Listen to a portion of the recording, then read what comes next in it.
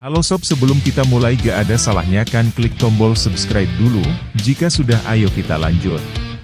Skuad Timnas Indonesia sudah lengkap setelah Witan Sulaiman dan Egy Maulana Fikri mengikuti pemusatan latihan di Bali. Dua pemain andalan Timnas Indonesia tersebut sudah mengikuti latihan bersama rekan-rekannya untuk persiapan Piala AFF 2022.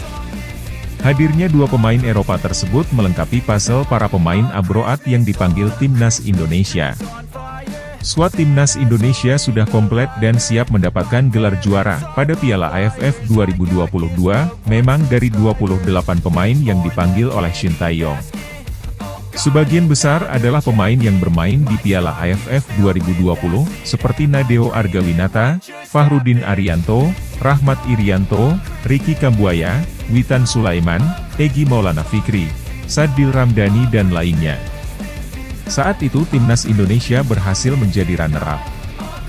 Kini dengan adanya tambahan pemain berkualitas, skuad Garuda optimistis menang. Ada Mark Klok sebagai pemain terbaik di Liga 1 musim 2021-2022, kemudian ada dua pemain yang berpengalaman di Liga Eropa, Jordi Amat dan Sandy Walsh.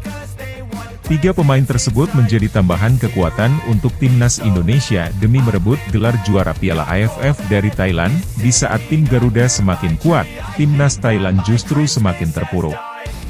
Sebelumnya mereka ditinggal beberapa pemain bintangnya, seperti Chanatip Songkrasin.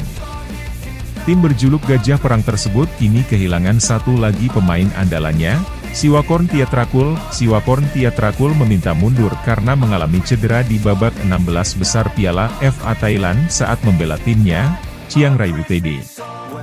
Situasi tersebut membuat Timnas Thailand diprediksi mengalami penurunan performa, karena itulah Piala AFF 2022 nanti menjadi momen terbaik bagi Timnas Indonesia untuk merebut gelar juara.